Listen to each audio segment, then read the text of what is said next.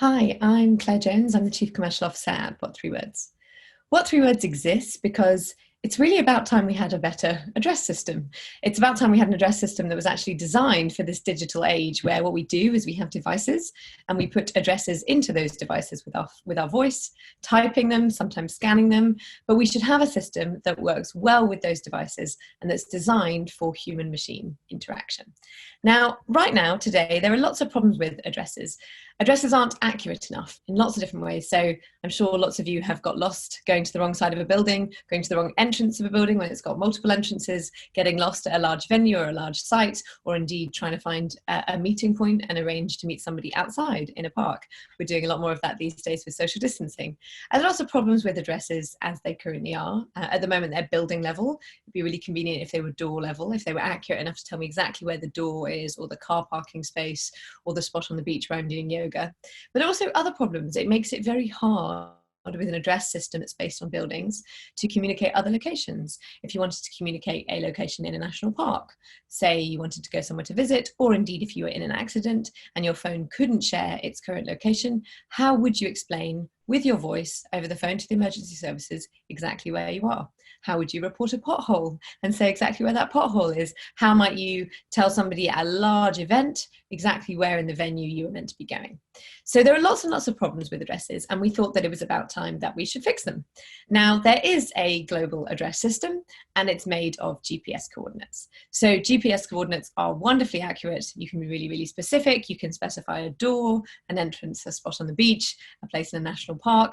The problem is it's very, very hard to communicate in GPS coordinates as a human. Two machines, absolutely fine. Two machines can share GPS coordinates, no problem. But once you ask a human to share a location, either with their voice to another human or typing into a machine, it actually gets pretty complicated. So nobody's really going around at the moment saying on the phone, I'll be there at 25 degrees, 9 minutes, 4.918, etc. So we wanted to take all the power of GPS coordinates. They're universal, they work the same every area, they're highly, highly accurate, and make it work for human beings. So what we did is we took the entire world, we divided it into a grid of 57 trillion squares. Each square is 3 meters by 3 meters, and every single square has been labeled with a unique address made of 3 words from the dictionary. So I can say, for example, meet me at apple, banana, spoon, and that is a completely unique square somewhere in the world. So 57 trillion of these, every 3 meter square in the world has an address already. All of you guys, you have an address for your home. If you have a back door and a front door, each door has a different address. So every square in the world has a unique address made of 3 words. Now, behind the scenes, this is just a GPS coordinate. It's just taking a string of GPS coordinates and turning it into a human-friendly way to communicate that location. So behind the scenes, it's just a GPS. When it's entered into a machine, whether that's a phone or a car or something else, it can be treated just like a GPS, but it's just that first moment that the human is communicating it to a machine or to another human, they can communicate it as a 3-word string instead of as a GPS coordinate. Now, the way that you use this, you can use this in all kinds of ways, as you can imagine. Just like any other address, you can use it to specify where you're going. I'll be going to this location tomorrow, meet me at Corsa Slip aimlessly. If you're doing work in the rural area, this can be really, really useful for things like finding points on large sites, finding points in the middle of nowhere. So this is the idea, and you can use it just like a traditional address, and you can use it when you're working in a group, you can use it when you're planning your trip. And this is used right now all over the UK in all kinds of ways. For example, the O2, the large music venue, the O2, on their website, they've put 3-word addresses for the main entrance, for the parking office, for the car park 1, for the drop-off point on their website. So if you're going to their website, you can plan your journey and know that instead of getting a pin in the middle of the building that might show you it shows you the right building, but doesn't show exactly where you want to stop, you can plan your journey using what3words. And we've seen this throughout the UK used at events, very large venues like Alexandra Palace. So it's really, really great to see people using these to specify exactly where somebody should show up at any time. This can also be really useful for accessibility. So if you think about how important it is if you're in a wheelchair to get to the right entrance that has the wheelchair ramp or is an accessible entrance. And so what3words is also being used a lot by companies to specify, to help people understand exactly where the right entrance is that they need personally. It can also be used with voice for people who are visually impaired or blind. They can use what3words to help them navigate and actually trust that they can get to the exact right location, not the right building, but the exact 3 meter by 3 meter square. Now this is used like a normal address, so I can also use it in cars. So for example, in new Mercedes cars for the last couple of years, if you get in a new Mercedes, you can say, hey Mercedes, what 3 words, sunroof, mole, jingles, and it will take you to that exact 3 meter by 3 meter square, just like a traditional address. We have a free app. That's really important. So you can use this app right now, today, and we also have a website, map.what3words.com, if you don't want to download the app. And on that website, you can find any address in the world, and you can also navigate an address to an address that you've been given.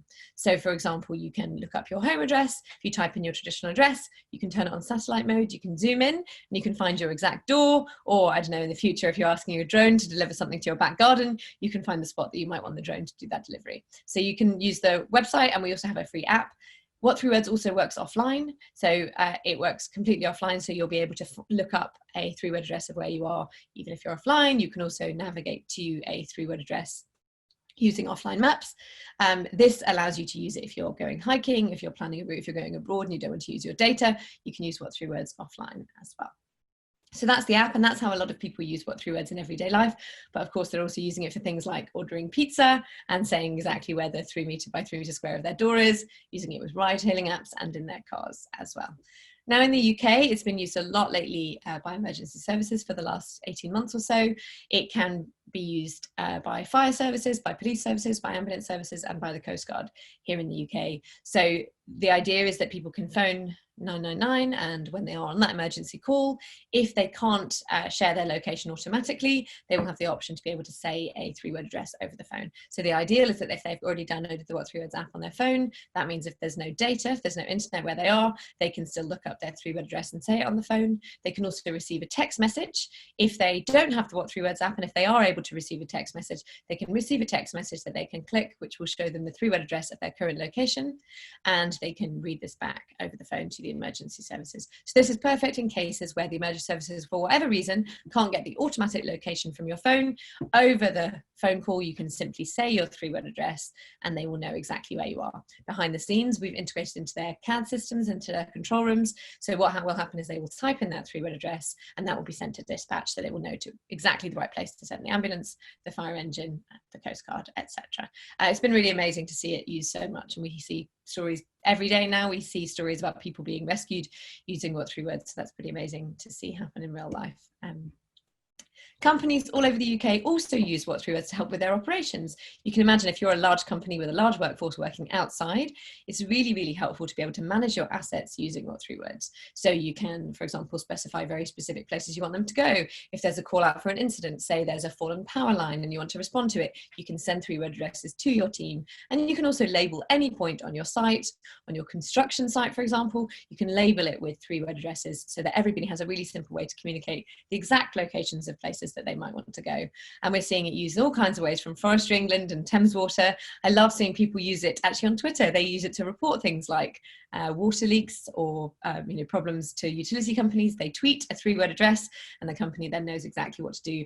And on canals, we see this a lot being used to report fallen trees or problems with locks and things like this around the UK. So it's really, really great to see it used in so many of those different ways. The principle is people can use what3words to report the locations of assets, incidents and emergencies. So somebody can tweet, can you please fix this pothole at the end of St. Peter Street? It's 2 feet long and 5 inches deep, and this is the what3words location. And now they have all the information they need to go and respond to that. But similarly, it can be used in breakdowns. So for example, the AA have been accepting what3words for a while now. And actually, one of my favorite things last year was that Neil Gaiman, the author, used what3words when he broke down, and he tweeted that he'd used a 3-word address with the AA and they came and found him. So it's really, really varied use cases from anything from breakdowns and emergency to reporting to managing workforces in rural areas, for example, or large sites. So it can be used for all those kinds of things. For example, fly tipping is actually a really great example where it can be used to be really helpful to local governments. So for example, Neath Port Talbot, they have a reporting fly tipping page on their website. And on that page, they have a little section that says, give us the what3words location of where the problem is. And this is actually, in a lot of cases, this is just one example. This happens a lot around the UK now. So it can be used to report fly tipping. It can be used to report anything that you would like to talk about in your local area. A 3-word address can help give that added layer of accuracy so the response to it can be very, very quick. One of the things we've seen is some case studies. So for example, the UK Power Networks, they found that they reduced hard to locate call times from above 12 minutes to under 4 minutes on average when they used what3words. And Paul Osborne, who's the overhead line team call handler, he said it's saving time and lives by helping them make incidents safe as quickly as possible. And it's a great addition to the toolkit. So this makes a real difference to how quickly we can pinpoint incidents, how quickly people can respond to them. And that's usually just using the what3words app. So people use the app in everyday life, they have it there, and if they want to report something, they can communicate that location and companies can respond to it. We have a piece of code, so if the company wants to integrate it into their existing apps or software systems, they can do that. We have an API, they can go on our website and sign up for that and integrate that into their systems as well. So we see this all the time, from Highways England using it to the Canal River Trust, to people using it to report potholes up and down the country and using it to help in emergencies. So it's a real range of use cases, but the whole idea of this is it should be much, much easier to communicate location. It should be really, really simple to say where you are, to say where you're going, or to say where you'd like to go or get something delivered. So that's the idea behind what3words. We're seeing this used increasingly around the UK and elsewhere as well.